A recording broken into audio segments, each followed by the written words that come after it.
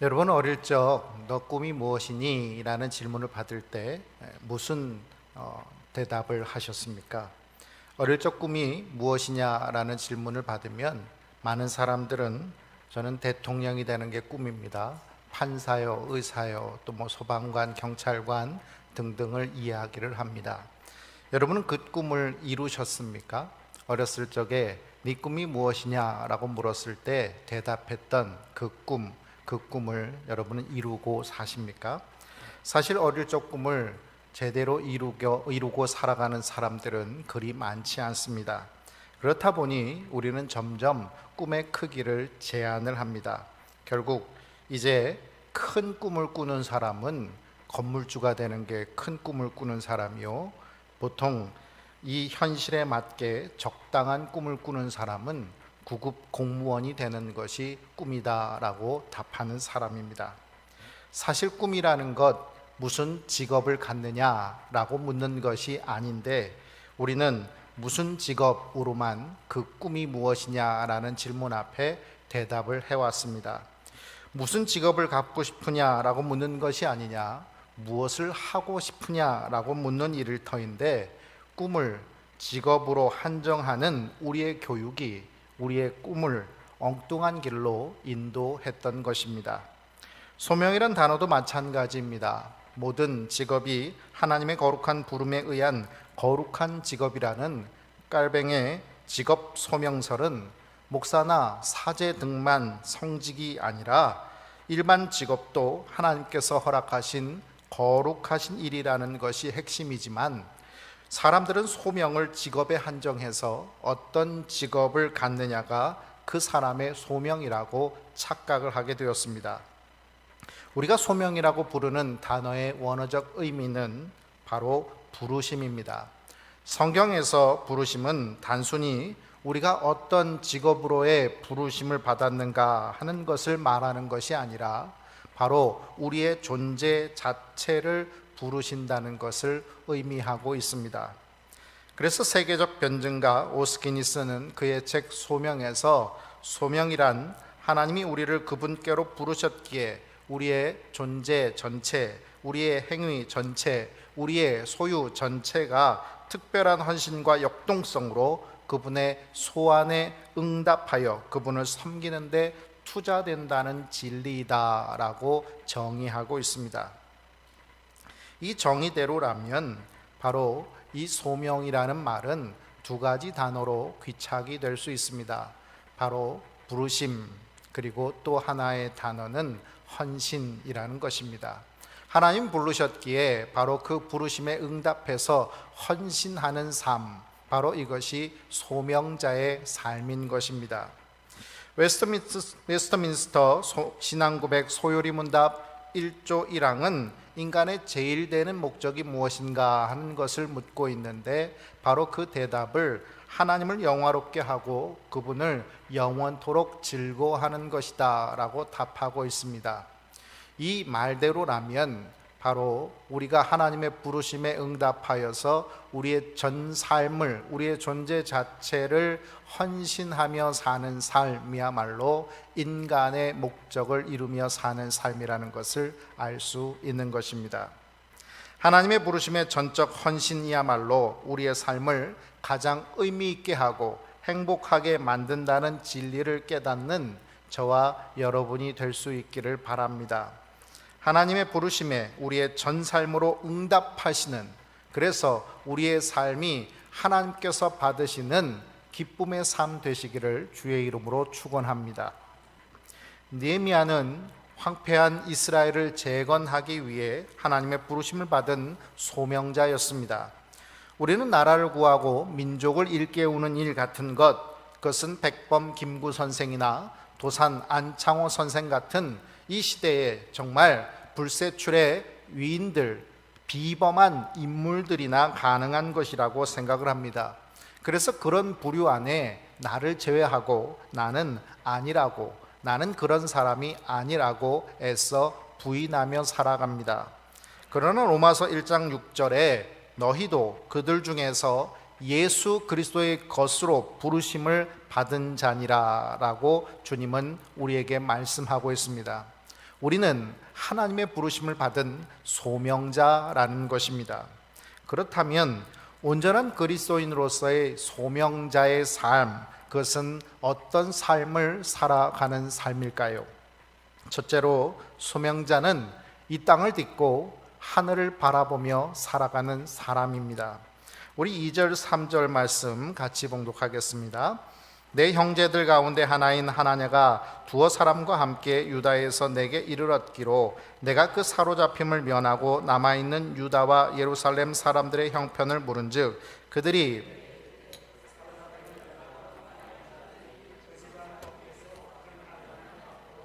윤경을 받으며 예루살렘 성은 허물어지고 성문들은 불탔다 하는지라. 아멘. 이 느헤미야 당시 이스라엘은 나라가 망하고 이스라엘의 모든 백성들은 포로로 끌려가고 흩어지는 백성들이 되었습니다. 나라의 꼴이 이러한 모양이면 이 백성들의 모습 또한 그 고생길이 얼마나 대단했는지 알 수 있을 것입니다. 느헤미야 또한 망한 국가의 백성으로서 이 고생길 얼마나 고생했는지 불보듯 뻔한 것입니다. 그래도 고생 끝에 낙이 온다고 지금은 왕의 술관원이라는 고위직 관료, 왕의 최측근에서 비서실장과 같은 역할을 하는 놀라운 위치에 올라 있습니다. 그런 느헤미야가 자기 형제 하나니를 만나게 되었습니다. 그럼 이들 형제가 만나서 함께 나누게 되는 대화의 주제가 무엇이겠습니까? 그동안 어떻게 살았냐? 얼마나 고생이 많았냐? 나는 이렇게 살았다. 나는 이런 고생하며 살았다. 그래도 내가 살만하니 너는 이제 걱정 말아라. 이런 이야기가 형제들의 만남 속에서 이루어지는 대화의 주제가 되어야 되지 않겠습니까? 그런데 느헤미야의 관심은 그런 데 있지 않습니다. 지금 유대인의 상황이 어떠한지, 예루살렘의 형편은 어떠한지를 묻고 있습니다. 느헤미야의 관심은 포로로 끌려왔지만 오직 유대 땅에 거주하는 이스라엘 백성들에게 집중되어 있다는 것을 말해주고 있습니다. 망한 나라입니다. 나라의 모든 백성들은 흩어져 버렸습니다. 그런데 그런 나라, 그런 백성들의 안부가 뭐 그리 궁금하다고 자기 형제 오랜만에 만난, 정말 고생 끝에 만난 자기 형제와 나누는 이야기의 첫 시작이 이런 질문을 하고 있는 것일까요? 보릿고개 시절 우리의 꿈은 그저 배골치 않고 살아가는 것입니다. 오늘 지금 이 음식을 먹고 나면 이제 앞으로 얼마나 굶게 될까 하는 걱정이 아니라 다시 쌓아놓은 음식이 있어서 이후에도 먹을 수 있다라는 희망, 그것을 가지면서 살아갈 수 있기를 바라는 것, 그것이 바로 보릿고개 시대를 살았던 사람들의 꿈이었습니다. 먹고 사는 문제를 걱정하지 않을 정도가 된 지금 우리는 그런 이 먹고 사는 문제에 대해서 더 이상 염려하지 않고 걱정하지 않고 살아가고 있을까요? 지금의 우리의 꿈은 잘 먹고 잘 살기를 꿈꾸고 있습니다. 그런다면 그 이후의 꿈은 어떻게 될까요? 남들보다 더 잘 먹고 더 잘 살기를 꿈꾸며 살아갈 것입니다. 그렇다면 그 꿈이 이루어진 그 후는 어떻게 될까요? 좀 더 잘 먹고 좀 더 잘 살기를 바라는 꿈을 꾸며 살아가게 될 것입니다. 나만 잘 되고 나만 잘 먹고 살면 된다는 우리의 동심원이 우리의 제한이 되고 조금 우리의 동심원을 넓혀봤자 우리 가족 건강하고 내 새끼 성공하는 삶, 그것 외에 바랄 것이 없는 삶을 살아가는 우리의 작은 동심원에 우리가 갇혀 살아가고 있는 한 이 땅을 바라보고 땅에 코박고 살아갈 수밖에 없다는 것은 명약관화한 것입니다. 소명자는 이 땅에 속하여 살아가는 사람이 아닙니다. 땅을 정복하고 이 땅을 다스리라는 하나님의 부르심을 받은 사람입니다. 이 땅을 딛고 서서 하늘을 바라보며 사는 사람, 이 땅에서 하늘의 뜻을 이루며 살아가는 사람이 바로 소명자인 것입니다. 오늘날 교회의 몰락은 하나님을 사랑한다고 하는 사람들이 내 이웃을 내 몸과 같이 사랑하지 못했기 때문에 이루어진 것일 것입니다. 교회가 교회를 경쟁 상대로 보아서 서로를 견지하고 또 서로의 성도들을 뺏어가기 시작하면서부터 교회의 몰락은 시작된 것일 것입니다. 사랑하는 성도 여러분, 여러분의 삶의 동심원을 더 크게 만드시는 소명자들이 되시기 바랍니다. 그리고 그 안에 내 이웃이 들어오게 하고, 그래서 그 이웃들과 함께 더불어 살아가는 삶의 동심원을 갖는 저와 여러분이 되시기 바랍니다. 하나님께서 천하보다 귀히 여기신다는 한 영혼이 내 동심원 안에 들어옴으로 말미암아 그 영혼을 살리는 일에 나의 삶을 사용하는, 나의 삶의 물질과 재능과 내 시간들을 다 헌신하는 소명자의 삶을 살아가시기를 주님의 이름으로 축원합니다. 둘째로, 소명자는 이 땅의 아픔을 위로하는 사람입니다. 우리 4절 말씀 같이 봉독하겠습니다. 내가 이 말을 듣고 앉아서 울고 수일 동안 슬퍼하며 하늘의 하나님 앞에 금식하며 기도하여. 세월호 참사 당시 교회들이 가장 많이 써붙였던, 그리고 가장 많이 이야기했던 말씀의 구절은 로마서 12장 15절, 즐거워하는 자들과 함께 즐거워하고 우는 자들과 함께 울라 하는 말씀이었습니다. 그런데 이 말씀은 로마서 12장 1절, 너희 몸을 하나님이 기뻐하시는 거룩한 산 제물로 드리라, 이는 너희가 드릴 영적 예배니라 라고 시작하는 로마서 12장 1절부터 시작되어지는 이 산 제물로 살아가는 삶이 어떤 삶인가 하는 것을 이야기하는 데 붙어 있는 말씀입니다. 다시 말해서 산 제물로 드려진 온전한 그리스도인이라면 당연히 행해야 될 삶의 태도가 무엇인가 하는 것을 이야기하는 가운데, 즐거워하는 자들과 함께 즐거워하고 우는 자들과 함께 우는 동감의 삶이 있다는 것을 말해주고 있는 것입니다. 결국 이 즐거워하는 자들과 함께 즐거워하고 우는 자들과 함께 우는 삶, 이 삶을 살아가는 삶이야말로 하나님 앞에 드려진 산제물의 삶이요 온전한 그리스도인의 삶이라는 것입니다. 내가 하나님을 사랑한다고 하고 이웃을 사랑한다고 하지만 우는 자들과 함께 울 수 있는 마음을 갖고 있지 못하다면 그 사람은 온전한 그리스도인이 아니요 산제물로 드려지지도 않은 삶이라는 것입니다. 그런데 교회들의 태도는 자식을 잃어버린 부모들에게 시체 장사하냐고, 이제 나라를 생각해서 그만할 때도 되지 않았냐고, 아무것도 밝혀지지 않은 자식의 사인을 알고 싶어하는 부모들의 마음을 소금을 뿌렸습니다.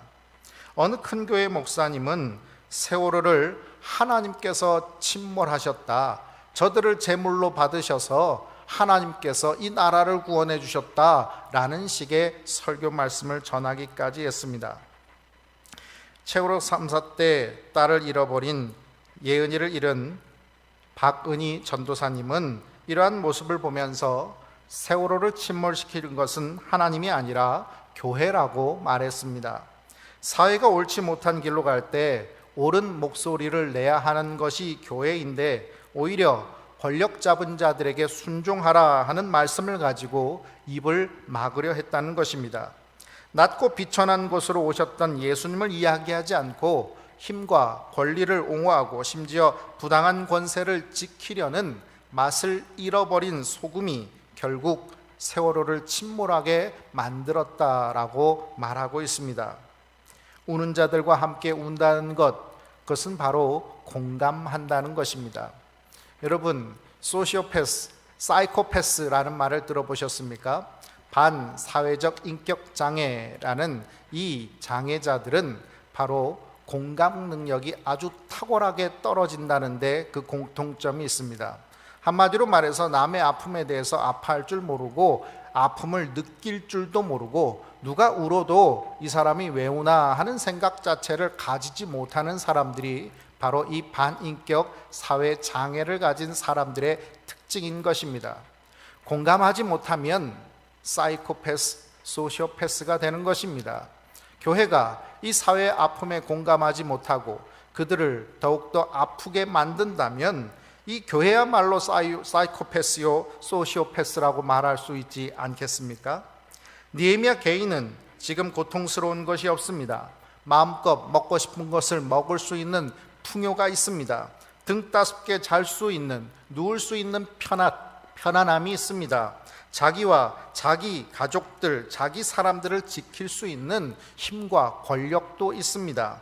그런데 느헤미야는 울고 있습니다.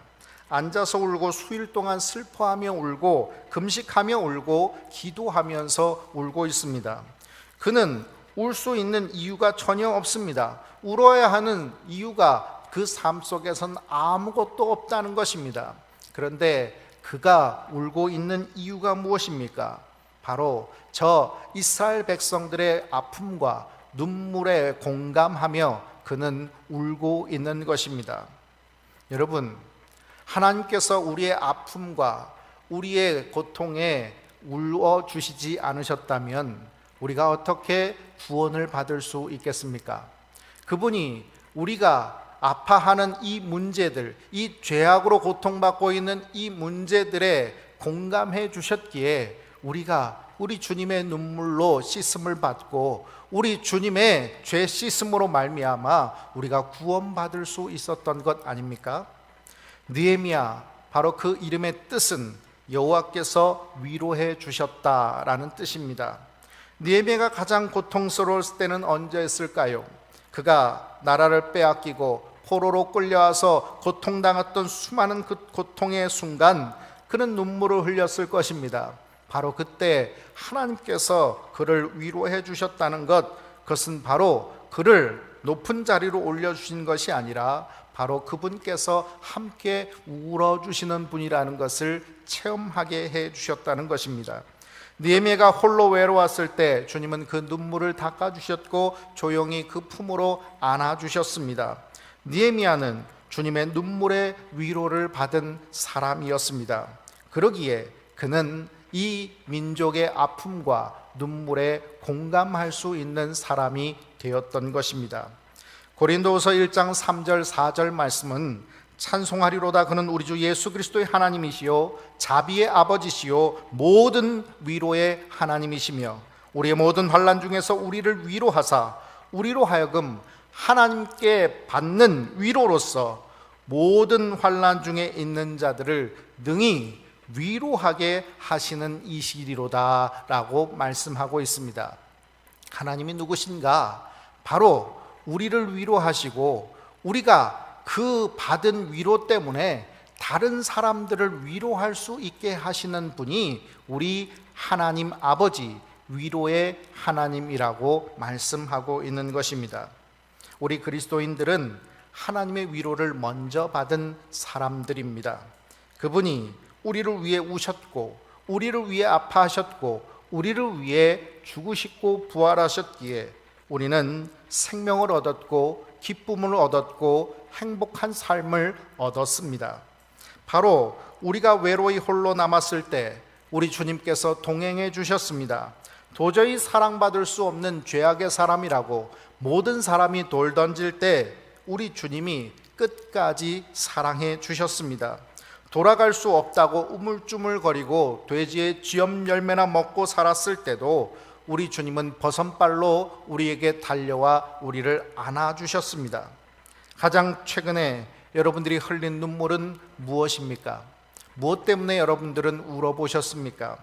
자기 자신 때문에 울었다면 그것은 참 서러운 일이었기 때문이었을 것입니다. 자기 자식 때문에, 자기 가족들 때문에 울었다면 그것 참 슬픈 일이었을 것입니다.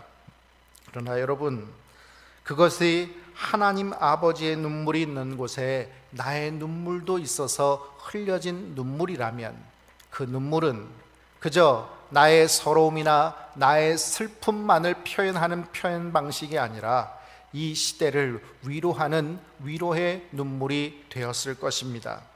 여러분의 눈물이 값진 눈물이 되어서 소명자의 눈물로 흘려지는 이 눈물이 이 시대의 아픔과 함께 동감하고 또 이 민족의 아픔과 눈물을 위로하는 소명자의 눈물이 되시기를 주님의 이름으로 축원합니다. 마지막으로 하나님은 기도로 준비된 소명자를 사용하십니다. 숭실대 고 안병욱 교수는 사람이 3번 탄생한다라고 이야기하였습니다. 그 첫 번째 탄생은 육신의 탄생이요, 둘째는 정신적인 혼의 탄생이요, 세 번째는 소명자로서의 탄생이다라고 말하고 있습니다. 느헤미야는 소명자로서 어떻게 탄생하게 되었을까요? 느헤미야서에는 이 느헤미야가 바로 12번이나 기도했다라는 기도의 기록들이 기록되어 있습니다. 느헤미야의 결코 길지 않은 이 느헤미야서 안에 느헤미야가 하나님 앞에 기도했던 기도의 내용들이 12번이나 적혀 있다는 것입니다. 느헤미야는 그런 의미에서 기도의 사람이라고 해도 무방할 것입니다. 느헤미야 1장 11절 말씀을 보십시오. 주여 구하오니 귀를 기울이사 종의 기도와 주의 이름을 경외하기를 기뻐하는 종들의 기도를 들으시고 오늘 종이 형통하여 이 사람들 앞에서 은혜를 입게 하옵소서 하였나니 그때에 내가 왕의 술관원이 되었느니라. 오늘 우리가 읽었던 하나님께서 우리에게 주신 오늘 말씀은 바로 느헤미야가 하나님 앞에 기도했던 기도문 전문입니다. 그 기도의 내용들을 하나하나 생각해 보면 그는 자기를 배부르게 해달라, 자기를 힘들지 않고 고통스럽지 않는 삶으로 인도해달라, 자기를 높은 자리로 올려주는 성공을 시켜달라 하는 식의 기도를 하고 있지 않습니다. 오직 그는 이 민족과 이 무너진 나라를 위해서 하나님 나를 사용하여 주시옵소서, 우리의 기도를 들어서 그 민족의 아픔을 하나님께서 위로하여 주시고 구원해 주시옵소서라고 기도하고 있었다는 것입니다. 느헤미야 2장에는 바로 이러한 기도의 제목을 갖고 있는 느헤미야가 왕의 술관원으로서 술 따르는 일을 할 때 평소에 왕과 가장 가까운 곳에 있었던 이 느헤미야의 얼굴에 근심이 가득 찬 모습을 본 왕이 왜 네 얼굴에 그렇게 수심이 가득하냐라고 질문을 합니다. 그러자 느헤미야 2장 4절에는 이 느헤미야가 바로 이렇게 답하고 있는 것을 봅니다. 사실 느헤미야는 왕이 물었을 때 바로 답하지 않습니다. 우리 느헤미야 2장 4절 말씀을 같이 봉독하겠습니다. 왕이 내게 이르시되 그러면 내가 무엇을 원하느냐 하시기로 내가 곧 하늘의 하나님께 묵도하고. 여러분, 지금 왕은 이 느헤미야의 얼굴에 근심이 가득한 모습을 보면서 무슨 연고냐라고 묻고 있습니다. 그리고 무엇을 해 주기를 원하느냐라고 묻고 있습니다. 여러분, 왕이 왕 앞에서 근심된 얼굴을 가지고 있었다 하는 것은 그냥 얼굴 표현이 그렇게 됐다라는 식의 의미가 아니라 왕의 기분을 상하게 할 수 있는 모습입니다.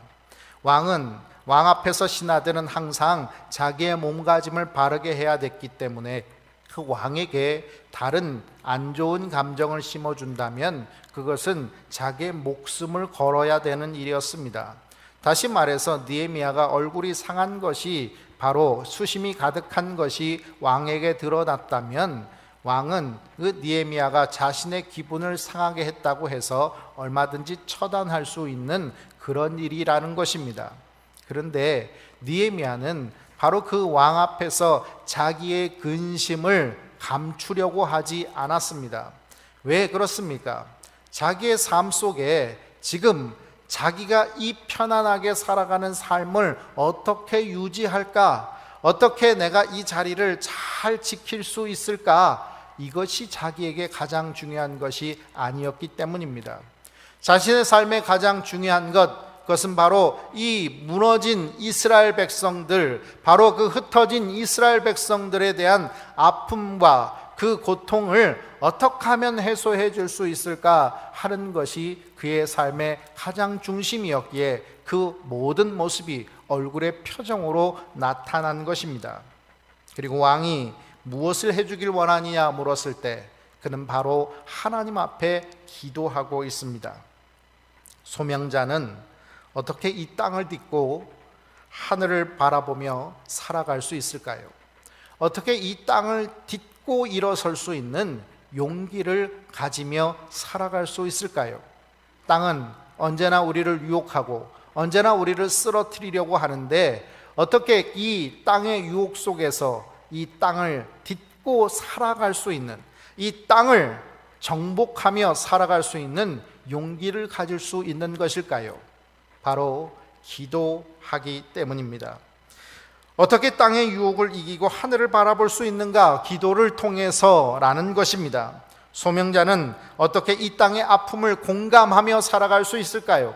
자신의 삶은 배부르고 자신의 삶은 평안하고 자신의 삶은 힘이 가득해서 어떠한 고통도 어떠한 아픔도 없는데 어떻게 이 아파하는 사람들의 아픔, 배고파하는 사람들의 배고픔, 눈물 나는 사람들의 그 슬픔을 같이 공감할 수 있었을까요? 바로 기도를 통해서 하나님의 마음을 읽었기 때문인 것입니다.